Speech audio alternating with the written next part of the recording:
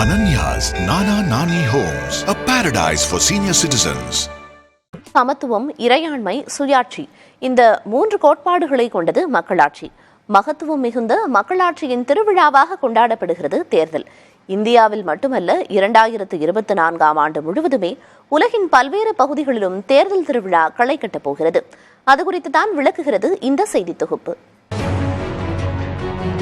ரத்தம் சிந்தாமல் மக்களின் பொருளாதார சமூக வாழ்க்கையில் புரட்சிகர மாற்றத்தை கொண்டு வர முடியுமானால் அதுதான் மக்களாட்சி என்கிறார் ஆப்ரஹாம் லிங்கன்.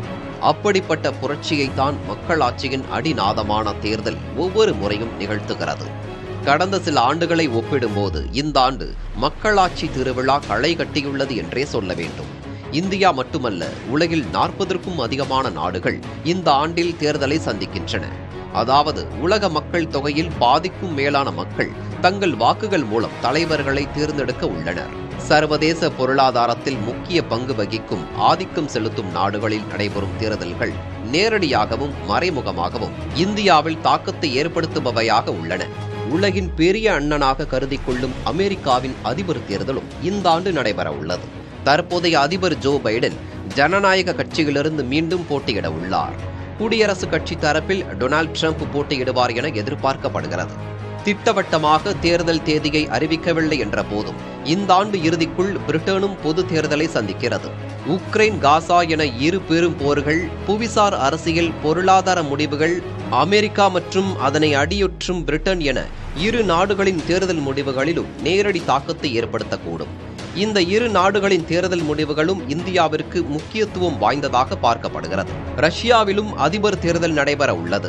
உக்ரைன் மீதான போரால் உலக நாடுகளுடன் மோதல் போக்கை புட்டின் கடைபிடித்துள்ளார். அது அதிருப்தியை ஏற்படுத்தினாலும் பிரதான எதிர்க்கட்சிகளே களத்தில் இல்லாததால் மீண்டும் அதிபராக புட்டினே அரியணை ஏற வாய்ப்புகள் அதிகம்.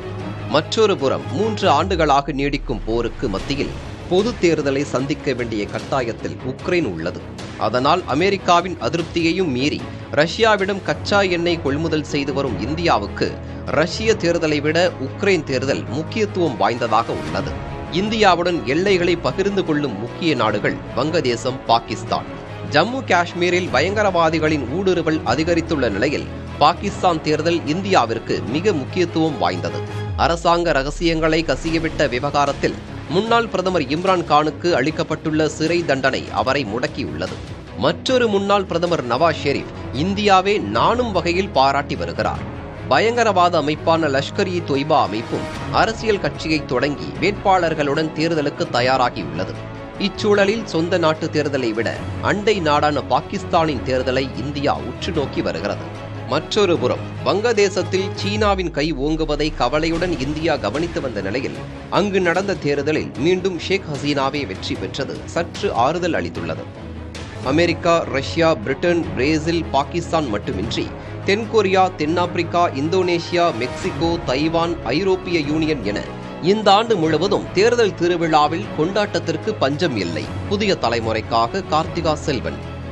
Ananya's Nana Nani Homes, a paradise for senior citizens.